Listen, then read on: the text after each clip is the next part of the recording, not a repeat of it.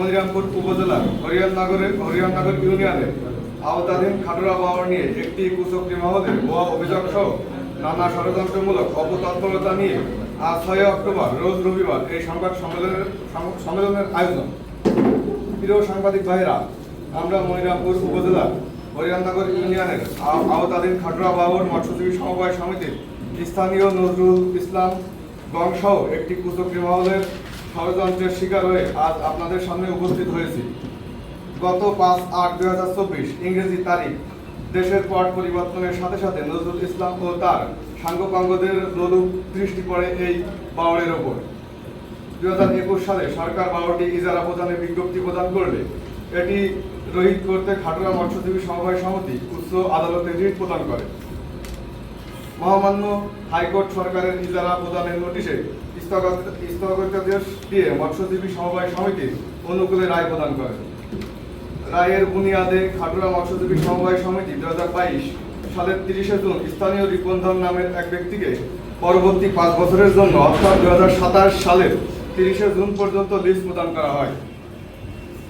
এই কুচক্রী মহল খাটুরা বাওর মৎস্যজীবী সমবায় সমিতির সদস্যদের অর্থের টোপ দিয়ে বাওর দখলে মরিয়া হয়ে ওঠে।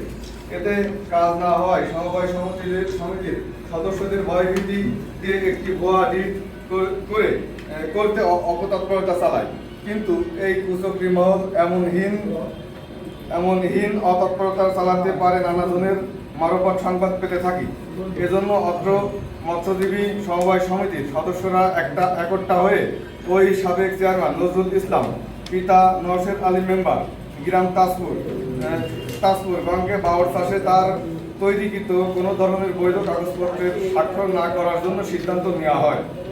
সব ষড়যন্ত্রে ব্যর্থ হয়ে এই কুচক্রী মহল একটি নিউজ পোর্টালে স্থানীয় গণ্যমান্য ব্যক্তির নামে একটি মিথ্যা ভিত্তিহীন সংবাদ প্রকাশ করা হয়েছে। একই সাথে স্থানীয় আলতাফ হোসেন নামের এক ব্যক্তিকে দিয়ে জেলা প্রশাসক সহ বিভিন্ন দপ্তরে ভুয়া অভিযোগ করা হয়েছে, যা সম্পূর্ণ মিথ্যা ও বানোয়াট।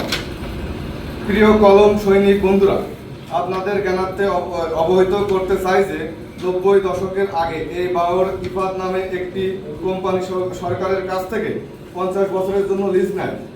এই কোম্পানি বাওরে মাছ চাষ করার এক পর্যায়ে বাওরের তীরবর্তী আমাদের মতো বিরাট দরিদ্র জনগোষ্ঠীর বসবাস।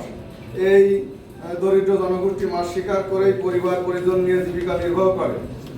এজন্য ইফাদ নামের এই কোম্পানি বাওরে মাছের চাষের জন্য যাবতীয় কার্যক্রম ব্রাকের সহযোগিতায় প্রতিষ্ঠিত খাটুরা বাওর মৎস্যজীবী সমবায় সমিতি দেখভাল করে।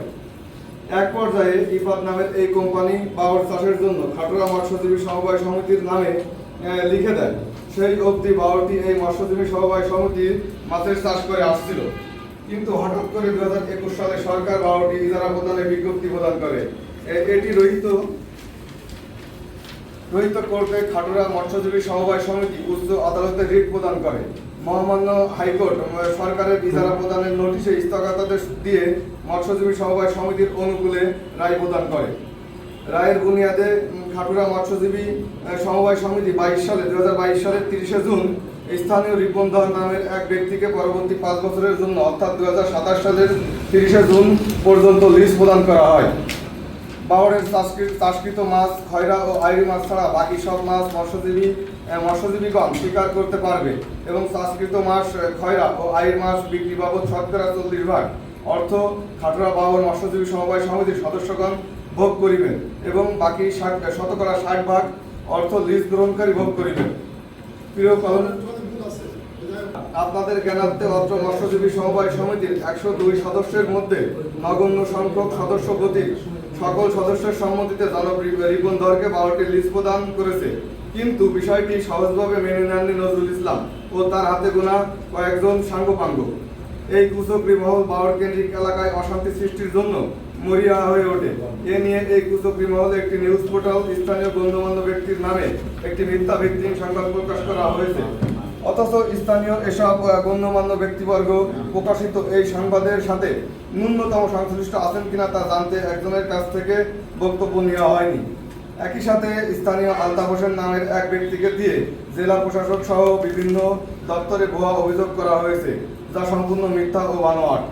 প্রিয় সাংবাদিক